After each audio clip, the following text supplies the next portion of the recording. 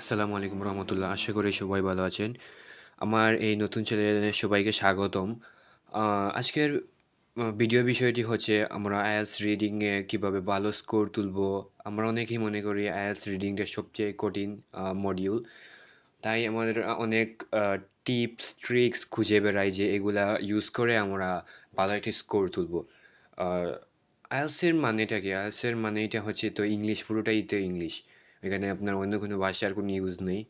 তাই আমাদেরকে সবচেয়ে সর্বপ্রথম কথা হলো কি আমরা ইংলিশটা বুঝতে হবে। আর বুঝতে হলে আমাদেরকে vocabs জানতে হবে। আর এই vocabsগুলো আমাদের আইএলটিএসের যে vocabsগুলো এগুলা সাধারণ ইংলিশ যে আমরা স্কুল কলেজে এই যে ইংলিশগুলো ইউজ করি ওইখান থেকে অনেকটা ডিফারেন্স থাকে। মাঝে, মাঝে অনেক বিশেষ করে আপনি রিডিং যখন দিবেন তখন ওইগুলার মাঝে আপনি ডিফারেন্ট টাইপসের বা অনেক কঠিন, কঠিন কিছু ওয়ার্ডস পাবেন যেগুলা আপনি কখনোই ১ম এ দেখেন নাই।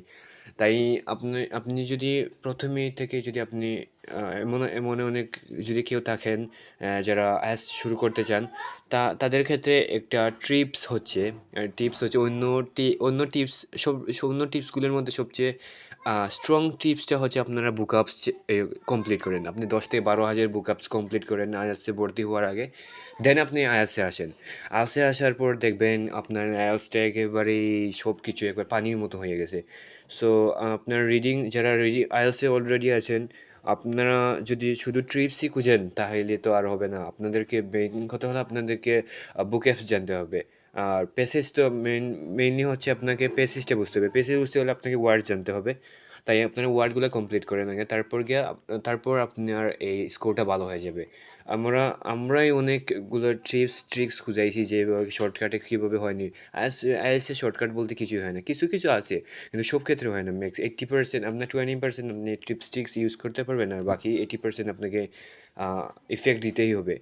সো আপনি যদি শুধুই মনে করেন ট্রিক্স দিয়ে আপনি পুরা 9 আউট অফ 9 পেয়ে যাবেন ব্যান্ড, তাইলে এটা আপনার ভুল ধারণা। আপনাকে ১ম এ পেজেই বুঝতে হবে, আপনার প্রশ্ন বুঝতে হবে। আমরা অনেক সময় true false not given a আমরা অনেক সময় ভুল করে ফেলি। কারণ আমরা কি করি? আমরা তো এই যেমন নাম বা নাম্বার দিয়ে আমরা খুঁজতে থাকি। কিন্তু আমরা মনে করি এইটা যেহেতু এখানে দেওয়া আছে এইটাই আমরা ট্রু দিয়ে দিই। কিন্তু আমরা ওয়ার্ডের যে অনেকগুলো আমরা ওয়ার্ড থাকে ওইগুলো আমরা মিনিং খুঁজি না। বা পেজ এই সেন্টেন্সে কী বলছে ওইটা আমরা খুঁজি না। তাই আমরা অনেক সময় এটা দেখা যায় নট গিভেন বা ফলস হয়ে গেছে। তো সর্বপ্রথম কথা হলো এটাই যে আপনারা বুকআপস কমপ্লিট করেন, তারপর দেখবেন আপনাদের আইএলটিএস আপনাদের জন্য কি পরিমাণ সহজ হয়ে যায়। ধন্যবাদ। আসসালামু আলাইকুম।